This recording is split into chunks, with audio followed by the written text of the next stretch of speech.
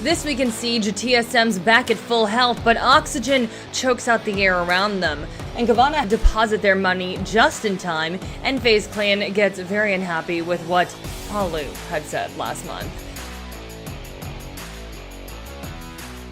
Hey everybody, it's me, Jacki Jing, and welcome to another exciting episode of Debrief. We've taken our siestas after the Mexico Major, and we've got some fantastic Stage 3 action. Let's start in Las Vegas, where Goddess was still searching for human decency amidst a Supr week. Ugh. Anyways, while many were interested in Astralis' first outing, eyes were inevitably turned to TSM's struggles against Oxygen. With Merc having recovered from COVID and geared up, TSM were expected to get back to winning ways. But though we often call them inhuman, it seemed like TSM were allergic to Oxygen, as they simply got choked out of the match. Kino was now excelling on the entry, pulling off plays like this 3K. At least in small part. Kino, now though, moving forward, finds himself the second kill on the round. That brings it down to a 4v2. Only Chala and Geo left to try and control the situation for TSM. But only 40 seconds left as well, so still workable to some extent. Let's see if they can get it done, though, as they are very quickly running out of room to play with, and there you go. With that 7-3 win, OXG were happy, but the upsets did not stop even on the second day of the Supr week. Supr and his team went supersonic and blew up the space station in Sky's second ever match with his new team. The Soniqs had looked shaky at the Mexico Major, but in hindsight, having been in a group with the champions, the semifinalists, and a team the champions said were their hardest opponents. Well, let's just say we saw what that trial by fire forged the Soniqs into. I mean, take a look at this 1v2 triple from Kansan. Is going to be able to stop the play from Cool Vibes, gets some great damage off onto Bosco as well, and now the kill on the follow-up here. Skies has to interrupt the plant as a result of that, and potentially go for the swing against Kansan, but no, we're not seeing it just as of yet. He finally pushes himself forward, not going for the res on Bosco. There's no time for it. Instead goes for the kill, but that goes right into Kansan's crosshair. He shuts it down. Soniqs took a vital 3 points thanks to the 7-5 regular time win, and boy, were they happy about it. What's up? I'm gonna smoke this guy. I'm gonna stun this guy more. Stunning him. Now the stuns starting to pour in. Go. 1 C4 down. Find bar, Yeti. Not dead. They missed the echo. A bunch of kids are not kitchen door. Plants out this plant. Push on lobby.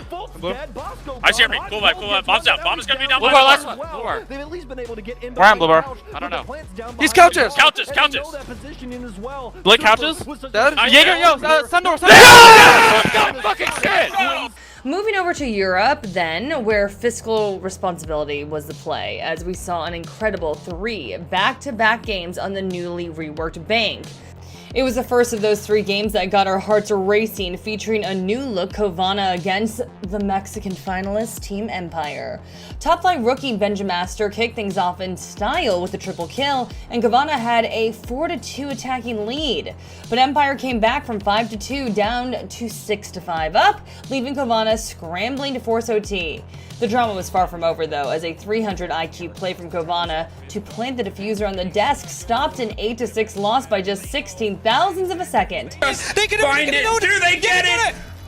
Oh, maybe just now, baby, maybe. I think they got it. Maybe they don't. It's going to be very close indeed. No! Covana gets it. It's going to be 0.1.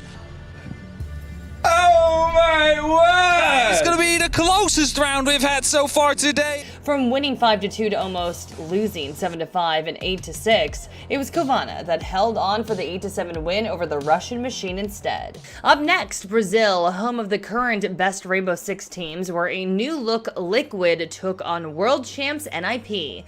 Having just been signed to Liquid alongside Resets, Ask had an explosive start to the game with a 4K that made sure Liquid fans wouldn't miss Sexy Cake.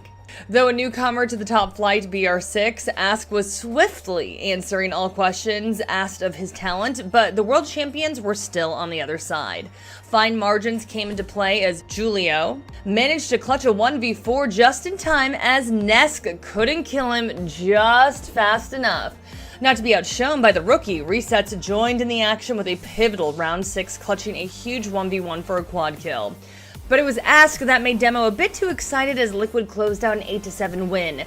Vino from inside the Garden's going to grab one before being shut down. 14 seconds now. Advantage still with Liquid. Atski's picked up 2. That is huge. Muzi from above.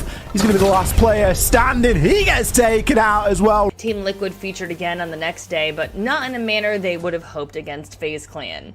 Prior to the Mexico Major, Liquid's Palu had effectively implied that his team's true rivalry had been with NIP, not FaZe, and FaZe were eager to set the record straight after missing their first international event in over 4 years.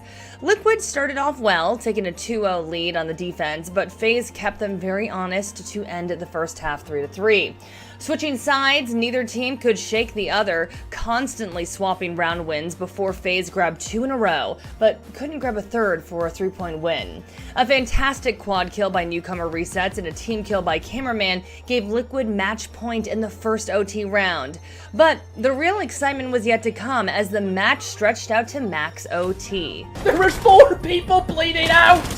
And oh my word, FaZe have all of a sudden cleaned up 2 kills! There's still 1 man bleeding for FaZe. So it is going to be essentially a 2 versus 3 until Cameron gets back on his feet, which it is going to be the case of 2 versus 4.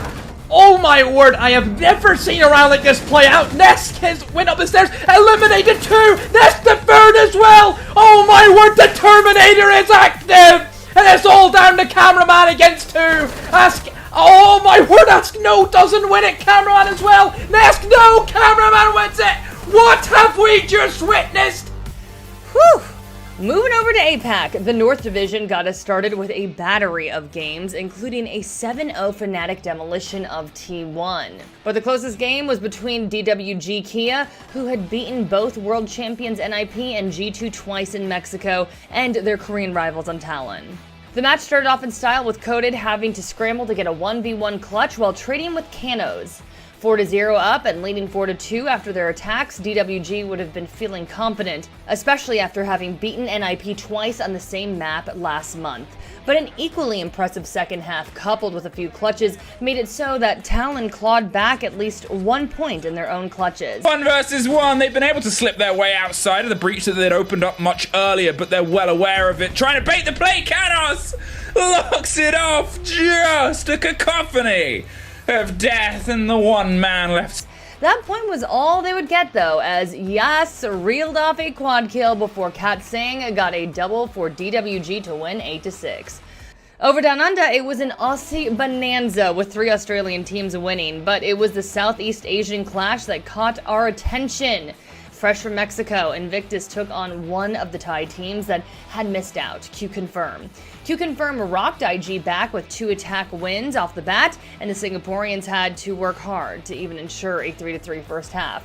It was easy peasy for SiegeGG though, as he set the tone on the attack with an ace. Yep. That's 3 versus 4 now. It's SiegeGG getting the advantage now for Invictus. Can they overwhelm QC on site? It's seemingly playing out that way. 3 for the round now for SiegeGG. Luna's down, so is Hysterics. Dark coming in from Freezer. May just change things here. Joe though got the plant, and SiegeGG was watching perfectly. That's an ace as well.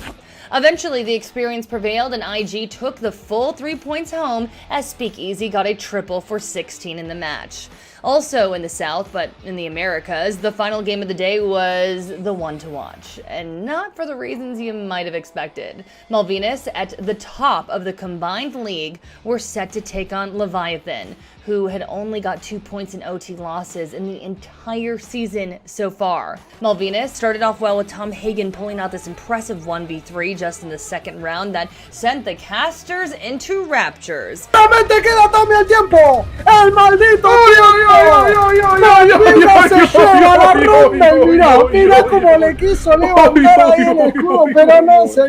But Leviathan pulled things back to a 3-3 despite being on the tougher attacking side thanks to plays like this 1v1 clutch. Signing 2 new players certainly worked out for Leviathan, as the 2 were rated in the top 3 for their team, with, of the 2, China capping the win off with a glorious triple kill. China, que primero se suicida con un C4, pero después nos deja ver esta magia. Down in Mexico, a new signing was also working out for Etheris, who switched to a Brazilian majority after signing Xperia player Bursa. Only one game saw an end this week as technical issues forced a postponement midway through match number 2. But the game we did get was absolutely a one to watch, with the league leaders Etheris taking on second place Phoenix. Both teams were absolutely neck and neck throughout, with neither able to secure a 2-round lead in the first half. Phoenix nearly did the trick right at the half though, but a monstrously quick reaction time clutch saved Etheris's blushes. Tiene que buscar todavía 2, pero le queda un suspiro de vida y aún así lo está haciendo. ¡Mira, madre mía! ¡Es el bicho! El bicho hace un 1 contra 3 y se lleva la ronda, Teris! Instead, Etheris used that clutch as momentum to put up 2 rounds in a row, eventually taking a close 7-5 win and effectively confirming itself as the #1 team in Mexico, even if they are mostly Brazilian now. That's all for this week, folks. With the regional competitions back worldwide, be sure to hit up the competitions pages on SiegeGG to see who is topping those leaderboards. And do not forget to subscribe to us here on YouTube and follow us on Twitter. Follow me on social media at Jacki Jing also for all sorts of fantastic content. Before we go though, let us know in the comments how you think Stage 3 is gonna go. And be sure to join in the predictions on SiegeGG. Bye, Siege fam!